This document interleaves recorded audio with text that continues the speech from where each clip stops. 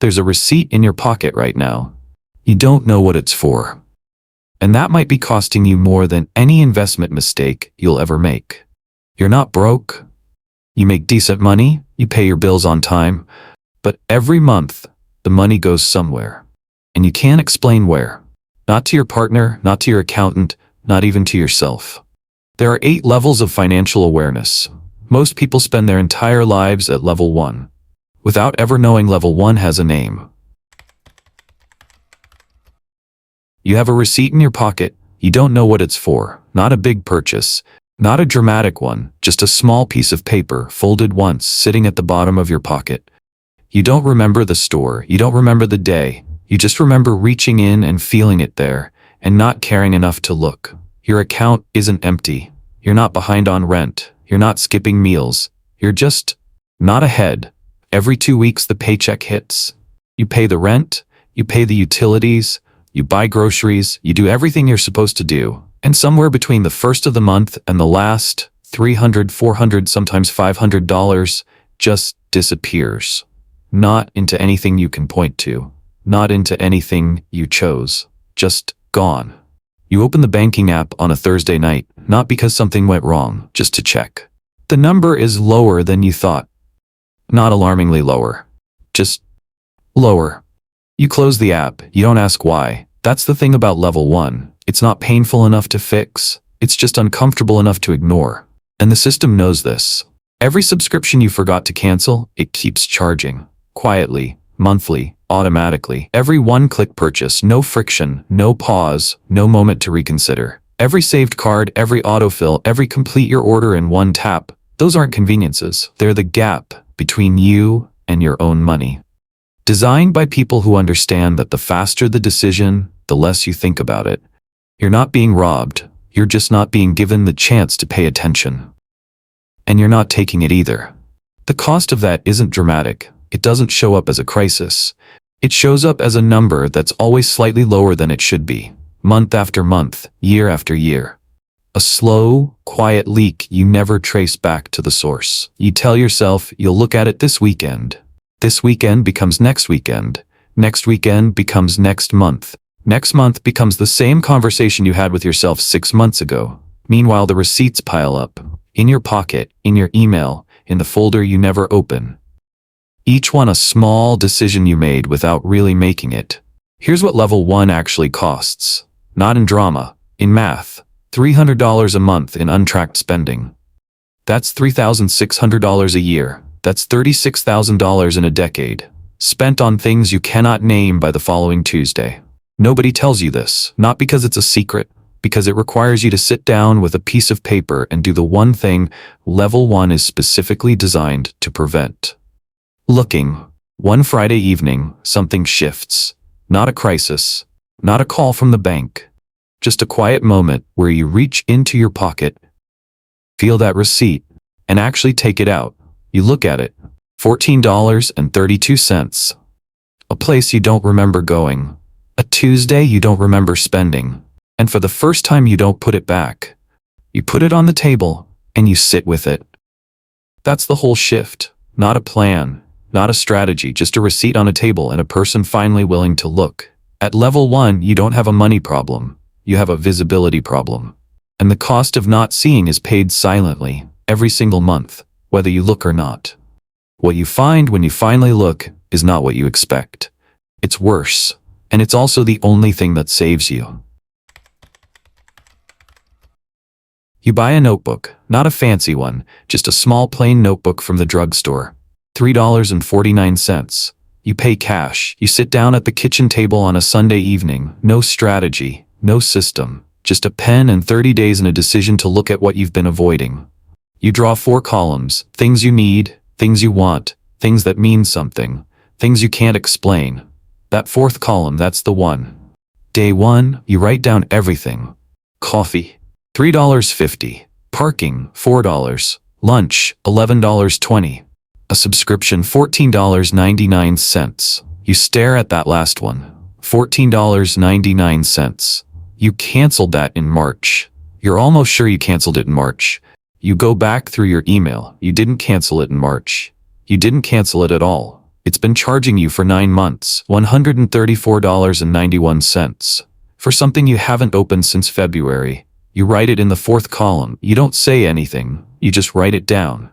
This is what the first week looks like. Not revelation, not drama, just a series of small discoveries that sit in the fourth column and wait. Week 2, the column gets longer. An app you downloaded for a trip you took 2 years ago, $9.99 a month. A gym you go to twice a month, $47. A streaming service you share with someone you're no longer close to, still splitting, still paying. You're not angry, you're not embarrassed. You feel something quieter than that. You feel like you've been making decisions without being in the room. That's what the fourth column shows you, not where your money went, where your attention wasn't. End of month 1, you add up the fourth column, $347. You sit with that number for a while. Not $347 in a crisis. Not $347 in a medical bill. $347 in decisions you made while you weren't paying attention. 45 separate transactions. 45 moments the system moved faster than you did. 45 times you said yes without really saying anything at all. You don't cancel everything that night. You don't overhaul your life. You cancel 3 subscriptions, that's it. $32 a month. Back in your pocket. Starting now. The number isn't the point. The point is that you made a decision. A real one. With your eyes open. For the first time in a long time, something shifts in how you carry the notebook now. First week you carried it like a chore. Second week like a habit. Third week like something you don't want to put down. Not because the numbers are exciting, because for the first time, the numbers are yours. You made them. You can read them. You can change them. That's a different relationship with money than you've ever had. Not control exactly. Closer to conversation. You're asking questions now, and the money is answering. Writing it down doesn't change the number. It changes the person holding the pen. But awareness without direction is just a better way of watching yourself stay still. What comes next is the part most people skip, because it doesn't feel like progress. It just feels like stopping. You don't make a list of things to cut. You don't set a budget. You don't download an app. You don't declare anything to anyone. You just stop. Quietly. Gradually. Without a plan. It starts at the grocery store. Third week after the notebook. You're standing in the cereal aisle. You pick up the box you always buy. $12.40. You look at it for a second. Then you look at the one next to it. $7.99. Different brand. Same cereal. You put the first one back, not because you can't afford it. Because you looked. That's the only difference. You looked. The notebook didn't give you discipline. It gave you a question, and the question followed you into the store, into the checkout line, into every small decision you used to make without stopping. Is this the thing? Or is this the habit of the thing? You don't answer it every time, but you hear it now, and hearing it changes something you didn't plan to change. 2 weeks later, your jacket tears at the shoulder. Small tear. Clean seam. Old, you would have opened a tab, scrolled through options, added something to cart, checked out before the tab cooled down. Instead, you Google the name of a tailor 2 blocks from your office. You walk in on a Tuesday afternoon. A man named Roy looks at the tear, turns the jacket over once, looks up. $20. Ready Thursday. You pick it up Thursday. The seam is cleaner than the original. You put it on, it fits the same, it feels different. Not because of $20, because you chose to continue something instead of replace it. This is what level 3 actually is. Not minimalism, not frugality, not a lifestyle. Just the natural result of seeing. When you know where your money goes, when you've sat with the fourth column long enough, waste starts to feel like what it is. Not a treat, not a reward, just a decision made in the absence of attention. And you have attention now. Not perfect attention. Not every moment. But enough. Enough to pause at the cereal aisle. Enough to walk into a tailor instead of a browser. Enough to look at your closet and see clothes instead of regrets. You find a jacket with the tag still on. Bought 14 months ago. Never worn. $89. You don't feel guilty. You feel something more useful than guilt. You feel the cost of not seeing. In your hands.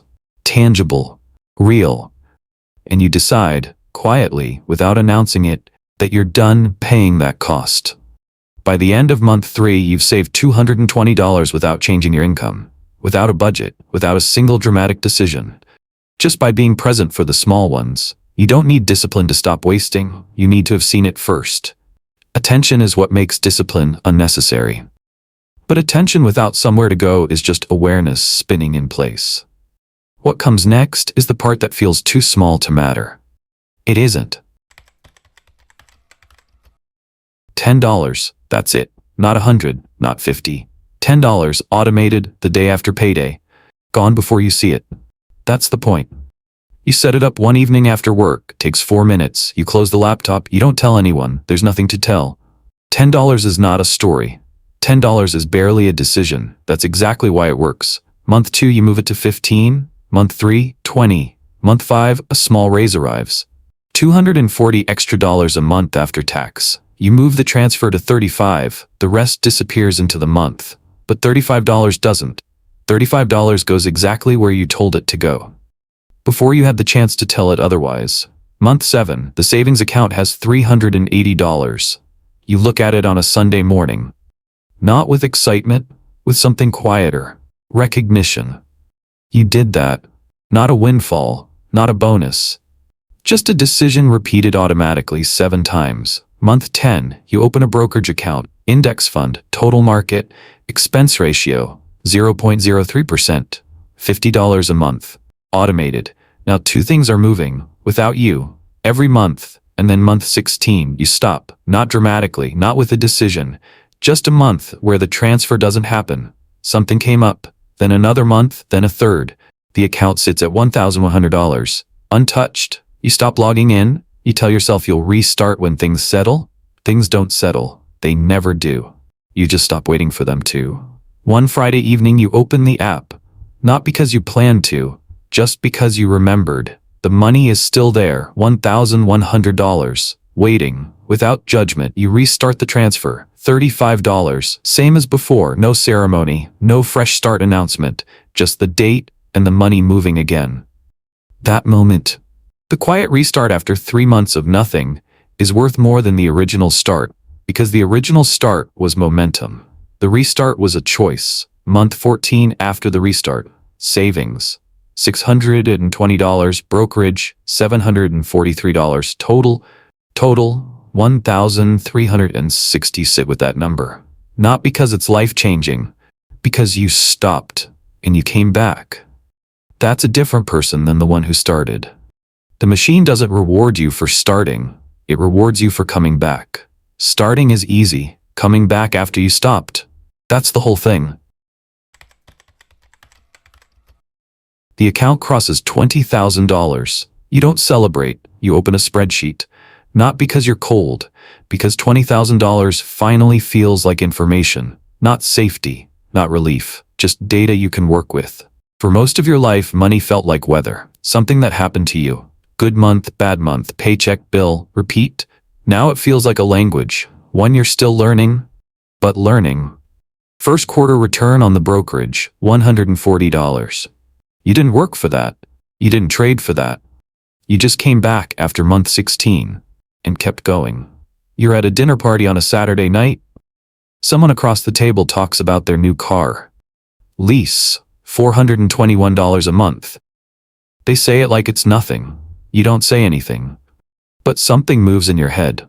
$421 a month, $5,052 a year. Into something they don't own at the end. You look at your own car, 87,000 miles, runs fine, paid off 3 years ago. You don't feel superior. You feel the distance, not between you and them. Between where you are now and where you were 3 years ago. 3 years ago you would have felt envy. Now you see the trade. What are you giving up to have this? What could this become somewhere else? And here is the part nobody tells you about level 5. It's lonely. Not the dramatic loneliness of isolation. Something quieter, more specific. You've moved. And the people around you haven't moved with you. Not because they can't, because they haven't started yet. You sit at that dinner table and listen to conversations about debt the way people talk about weather. Inevitable, shared, just how things are. You remember thinking exactly the same way 2 years ago. You were that conversation. You don't correct anyone. You just sit there, present, quiet, a little apart, in a gap that has no name. Too far from where you were. Not far enough to where you're going. At level 5, you stop seeing money as something you have. You start seeing it as something that works. The loneliness that comes with that shift is real. Nobody prepares you for it, but it means you're moving.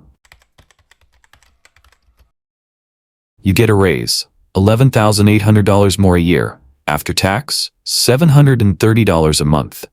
$730 a month is a different apartment, a newer car, a life that looks from the outside like a rival. You don't touch it. The $730 gets divided before it hits your checking account. $200 into the 401k.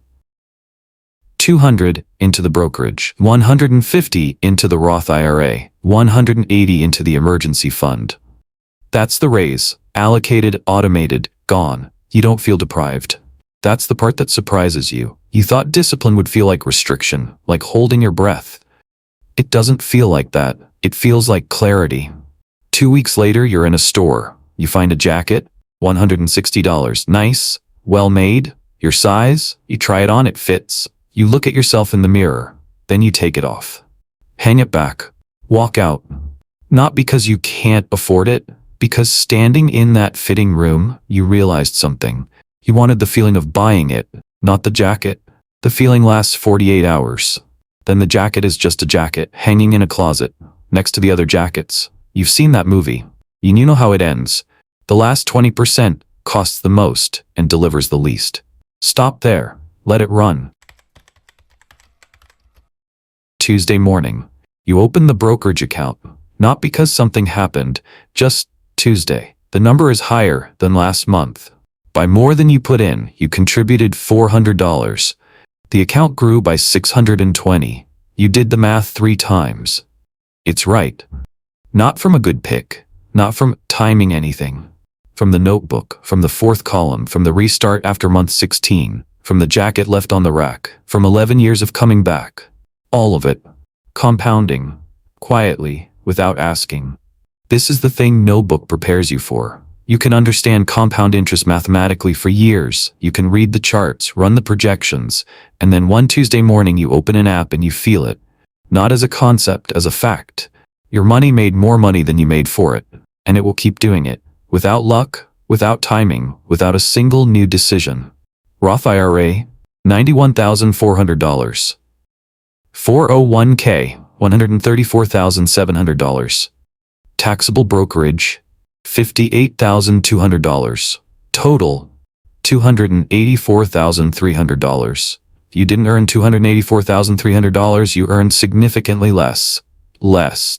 The rest, $160,000, was made by time. By 11 years of Tuesday mornings. By coming back after month 16. The returns don't reward the smartest investor. They reward the one who came back. Every time, without exception. And when the numbers keep moving without you, something else becomes the question. Not how much, but why. You could leave your job. Not eventually, now. The math supports it. Net worth crossed $1 million on a Thursday afternoon while you were in a meeting about something you can't remember. You didn't celebrate. You just noted it, closed the app, went back to the meeting. You don't leave the job, not because you're afraid, not because the number isn't enough. You still do the same work, same desk, same coffee, same Monday morning. You just don't need it anymore. That's the only difference, and it's the only difference that matters. Trapped is when you stay because you have to. This is when you stay because you choose to. Same room, completely different person sitting in it. A door opened quietly around this time. No announcement, no invitation, just a form that asks about your net worth. And for the first time, the answer puts you in a different category. Accredited investor. Net worth over $1 million. You qualify. The private market appears. Not dramatically, just there. Opportunities that existed before but required a key you didn't have. The key was never knowledge. The key was the number, and the number came from a notebook, from a 4th column, from $10 on an evening after work, from coming back after month 16. Someone asks how you got here. You think for a moment, you say, I bought a notebook. They laugh. They're waiting for the real answer. You don't give them one. Not because you're being mysterious, because that is the real answer. It only makes sense if you've stood in a cereal aisle and put back the $12 box. If you've sat with a fourth column and felt the weight of $347 spent while you weren't paying attention. If you've stopped for 3 months and come back anyway, the answer is all of that. Or it's nothing. Income and awareness are not the same axis. You know people who earn 3 times what you earned at level 1. They are at level 1. Not because they're careless, because the question never arrived, or it arrived, and they put it back in their pocket. Awareness doesn't come from income. It comes from a moment, small, quiet, completely undramatic, where you decide to look instead of not looking. That moment is available to everyone, at every income, at every age, at every balance. At level 8, money stops being the question. It becomes the proof. Proof that you looked, proof that you came back. Proof that you didn't wait for the right amount to start with. That's all it ever was. Somewhere right now, someone is standing at a checkout counter. They're tucking the receipt into their pocket, not reading it, not thinking about it, just folding it once and moving on. They're not broke. They make decent money. They pay their bills on time. But every month the money goes somewhere, and they can't explain where. Not to their partner, not to their accountant, not even to themselves. They don't know yet that the receipt in their pocket is the beginning of something. They don't know about the notebook, or the fourth column, or the tailor named Roy, or the restart after 3 months of nothing. They don't know that the numbers are waiting, patient, indifferent, ready to move the moment someone decides to feed them. They don't know any of that yet. They just know the receipt is in their pocket, and the day is moving. And there are things to do. So they move on. Maybe they look at it tonight. Maybe they don't. Maybe it sits in that pocket until laundry day and gets pulled out with the lint and thrown away unread.